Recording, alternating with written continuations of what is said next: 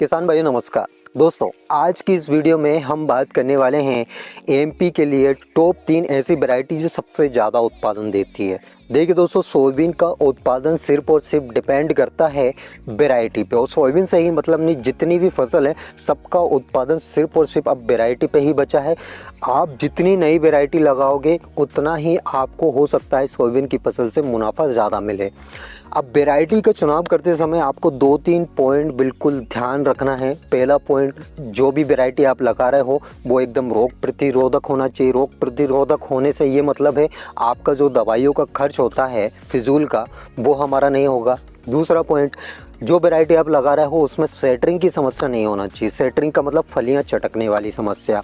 अधिकतर जितनी भी पुरानी वैरायटी है उनमें सेटरिंग की समस्या देखी जाती है, लेकिन आपको उसमें ये देखना है कि जो वैरायटी हम लगा रहे हैं उसमें कहीं सेटरिंग की समस्या तो नहीं है। तीसरा पॉइंट, वैरायटी की अवधि लगभग 90 से 100 दिन के अंदर की होनी चाहिए। मतलब मध्यम अवधि की वैरायटी का आपको चुनाव करना है। ज़्यादा लेट वैरायटी भी आपको नहीं लगानी है, ज़्यादा अर्ली वैरायटी भी आपको नहीं लगानी है। चौथा पॉइंट, हाइट ओवरऑल ठीक होना चाहिए। हाइट का मतलब ये है कि हमको हार्वेस्टिंग के टाइम पे कोई भी दिक्कत ना हो। काफ़ी वैरायटी में मैंने ये देखा है, जैसे जैस 2034, हालांकि इस वैरायटी का उत्पादन बढ़िया है लेकिन ये हाइट में कमज़ोर है। हाइट इसकी बहुत कम रहती है। इस वजह से हमारे किसान भाइयों को मजबूरन इस वैरायटी को मज़दूर से गढ़वाना पड़ता है, जो कि काफ़ी ज़्यादा कॉस्टली होता है। हर जगह मज़दूर की समस्या है, तो आपको हाइट का भी उसमें देखना है कि हाइट कितनी है और क्या हम इसकी हार्वेस्टिंग हार्वेस्टर से करवा सकते हैं। तो ये सब पॉइंट आपको देखना है। देखिए दोस्तों, मध्य प्रदेश को सोयाबीन राज्य कहा जाता है और यहाँ पे सोयाबीन की फसल सबसे ज़्यादा लगाई जाती है। मध्य प्रदेश में आमतौर पे जेएस की वैरायटी सबसे ज़्यादा लगाई जाती है, आरबीएस की वैरायटी सबसे ज़्यादा लगाई जाती है और एनआरसी की वैरायटी सबसे ज़्यादा लगाई जाती है। और ये तीनों वैरायटी ही उत्पादन देती है मध्य प्रदेश में। तो इसमें हम आरबीएस की सबसे ज़्यादा उत्पादन देने वाली वैरायटी के बारे में बात करेंगे। इसके अलावा जेएस में सबसे ज़्यादा उत्पादन देने वाली वैरायटी के बारे में बात करेंगे। एनआरसी की सबसे न्यू लेटेस्ट वैरायटी के बारे में हम बात करने वाले हैं। तो चलिए दोस्तों, बिना समय गवाए हम वीडियो स्टार्ट करते हैं। लेकिन वीडियो स्टार्ट करने से पहले एक छोटा सा निवेदन है, जो किसान भाई इस चैनल पर पहली बार आए हैं, अब तक चैनल को सब्सक्राइब यदि आपने नहीं किया है तो नीचे आपको लाल अक्षरों में सब्सक्राइब बटन दिख रहा होगा, दबा लीजिए और साइड में आपको बेल आइकन भी दिख रहा होगा, ताकि सोयाबीन से रिलेटेड जानकारी आपको समय समय पे मिल सके। तो दोस्तों, जिन 3 वैरायटी के बारे में हम बात कर रहे हैं उसमें तीसरे नंबर पर जो वैरायटी हमने रखी है वो है एनआरसी की। अब एनआरसी में हमारे काफ़ी किसान भाई कंफ्यूज होते हैं कि इनकी अवधि कितनी है। सबसे पहली बात, एनआरसी में यदि आप अर्ली वैरायटी सर्च कर रहे हो तो उसमें 138, मतलब एनआरसी 138, एनआरसी 142, ये एनआरसी की सबसे अर्ली वैरायटी है। और अर्ली होने के साथ साथ इनका उत्पादन भी ठीक ठाक है। मतलब ओवरऑल ये 7 से 9 कुंटल प्रति एकड़ तक उत्पादन दे सकती है। अब इनमें एनआरसी 138 और एनआरसी 142 में यदि कंफ्यूज हो कि कौन सी वैरायटी हमारे लिए बेस्ट रहेगी तो वह है एनआरसी 142। अब एनआरसी 142 का मैं क्यों बोल रहा हूँ, क्योंकि एक तो इसकी खास बात यह है कि ये रोग प्रतिरोधक ज़्यादा है एनआरसी 138 की कंपेयर में। दूसरी बात, इसमें ब्रांचिंग बहुत ज़बरदस्त देखी जाती है। और हाइट के मामले में ये एनआरसी 138 और एनआरसी 142 दोनों ही सेम है। एनआरसी 142 में बैगनी कलर के फूल निकलते हैं और एनआरसी 138 में सफ़ेद रंग के फूल निकलते हैं। अगर अंतर की बात की जाए तो इन दोनों वैरायटी में सिर्फ और सिर्फ यही अंतर है। अगर अवधि की बात की जाए तो लगभग 90-92 दिन में पककर तैयार हो जाती है। मैक्सिमम अवधि 95 दिन है, मतलब 90 से 95 दिन में ये दोनों वैरायटी पककर तैयार हो जाती है। तो इन दोनों वैरायटी में आप किसी का चुनाव कर सकते हो यदि अर्ली वैरायटी आप लगा रहे हो। और अगर मध्यम अवधि की वैरायटी आप लगा रहे हो एनआरसी में तो वो है 150।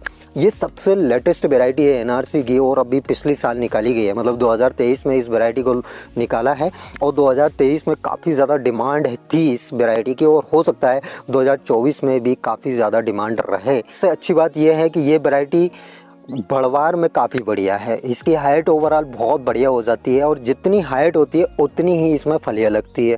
फलियाँ गुच्छों में लगती है, लेकिन नीचे से लेकर ऊपर तक आपको फलियाँ देखने को मिलेगी। 2 से 3 दाने की फलियाँ इसमें ज़्यादातर देखी जाती है, 4 दाने की फलियाँ बहुत कम देखी जाती है, 3 दाने की फलियाँ इसमें अधिकतर लगती है। अब इस वैरायटी की और विशेषताओं की यदि बात की जाए तो एकदम रोग प्रतिरोधक वैरायटी है। मतलब इसमें रोगों का प्रकोप आपको ज़्यादा देखने को नहीं मिलेगा, क्योंकि पहले की जो वैरायटी थी जैसे JS 9560 है, RVS की कुछ वैरायटी थी, तो इनमें पीला मोज़ेक और बहुत सारे रोग देखने को मिलते थे जो कि हमारे किसान भाइयों का फिजूल का खर्च बढ़ा देते थे। लेकिन जितनी भी नई नई वैरायटी आ रही है उनमें रोगों का प्रकोप अभी तक बहुत कम देखा गया है, और कुछ डिपेंड करता है मौसम पे। यदि आप सही समय पे बुवाई कर रहे हो वहाँ पे हो सकता है रोगों का प्रकोप कम लगे, क्योंकि अगर टेम्परेचर के हिसाब से यदि हम बुवाई करते हैं तो वहाँ पे अंकुरण भी सही होगा और हमारी फसल भी अच्छी जमती है। टेम्परेचर की यदि बात की जाए तो 26 से 30 डिग्री सेल्सियस के बीच तापमान होना चाहिए सोयाबीन की बुवाई करते समय। और इस समय यदि हम बुवाई करते हैं तो वहाँ पे अंकुरण बहुत ही बढ़िया होता है सोयाबीन का। मतलब जो अंकुरण है वो 70% से ऊपर ही होता है। तो यह है NRC 150। अगर इसका बीज आपको चाहिए, NRC की कोई सी भी वैरायटी का आपको बीज चाहिए तो ये इंदौर में इंस्टीट्यूट है, वहाँ से आपको मिल सकता है ओरिजिनल बीज। मतलब ओरिजिनल बीज का बता रहा हूँ, वहाँ की तो अदरवाइज आप मार्केट में जाओगे 17 लोगों के पास आपको ये बीज मिल जाएगा। अब उसमें सही बीज कौन सा है, गलत बीज कौन सा है, ये थोड़ा हमारे लिए डिफ़िकल्ट होता है पहचान करना उसकी।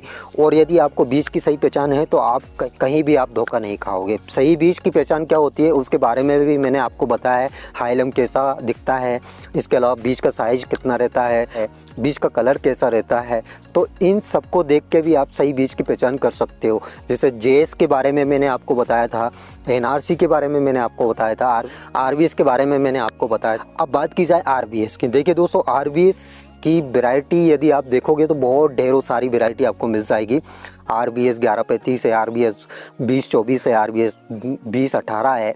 लेकिन इनमें बेस्ट वैरायटी कौन सी है, ये थोड़ा डिफ़िकल्ट होता है हमारे लिए सोच पाना कि हम RVS में यदि जा रहे हैं तो RVS में कौन सी वैरायटी लगाएं जिससे हमको अच्छा खासा उत्पादन मिल सके। तो देखिए दोस्तों, अभी तक जो RVS की सबसे बेस्ट वैरायटी है वो है RVS 1135। अब ये वैरायटी हालांकि थोड़ी लेट वैरायटी है, 115 दिन में पककर तैयार होती है। अभी इन्होंने RVS की 1106 भी निकाली है, वो भी ओवरऑल बहुत बढ़िया वैरायटी है। लेकिन अभी हमारे किसान भाइयों का जो मानना है कि RVS में यदि बेस्ट को देखा जाए तो वो है RVS 1135। अब इस वैरायटी की विशेषताओं की यदि बात की जाए तो ये ओवरऑल आपको अच्छा खासा उत्पादन दे सकती है। हाइट भी इसकी काफ़ी बढ़िया हो जाती है, सफ़ेद रंग का फूल इसमें निकलता है।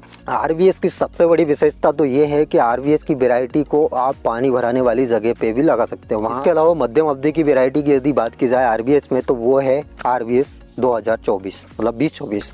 2018 है, लेकिन बिल्कुल नहीं बोलूँगा क्योंकि इसमें लास्ट में बहुत सारी समस्या देखी जाती है और अभी कुछ सालों से इसका इतना कोई खास उत्पादन भी हमारे किसान भाइयों को नहीं मिल रहा है। मध्यम अवधि में यदि आप जाते हो तो 2024 आप लगा सकते हो। लेट वैरायटी की यदि बात की जाए तो RVS 1135। अब इसके अलावा रुचि सोया 1027, ये वैरायटी मध्य प्रदेश में काफ़ी अच्छा उत्पादन दे रही है। अभी कुछ सालों में 2-3 सालों में इस वैरायटी ने लगभग 10-10, 11-11 कुंटल प्रति एकड़ तक उत्पादन दिया है और मैं खुद ही इस वैरायटी को लगाता हूँ। दोस्तों 3 साल से लगातार मैं इस वैरायटी को लगा रहा हूँ। इसमें सबसे अच्छी विशेषता, इसकी खास बात तो ये है कि इसको आप कहीं पे भी लगा सकते हो, पानी भराने वाली जगह पे आप लगा सकते हो, चाहे कैसी भी मिट्टी हो वहाँ पे भी ये वैरायटी आपको उत्पादन कम नहीं देगी और एकदम रोग प्रतिरोधक वैरायटी है।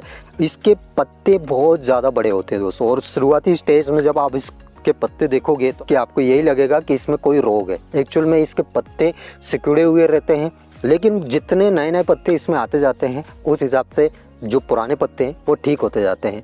इसमें ऐसा कुछ भी नहीं है, क्योंकि पिछली बार मैंने काफ़ी किसान भाइयों के कमेंट देखे थे कि सर हमने रुचि सोया 1027 लगाई है लेकिन इसके पत्ते इस टाइप के हो रहे हैं, इसमें कोई रोग है क्या, इसमें कोई छिड़काव करें। देखिए दोस्तों, आपको कुछ भी नहीं करना, ये एकदम रोग प्रतिरोधक वैरायटी है। हाइट के मामले में भी ओवरऑल बहुत बढ़िया है।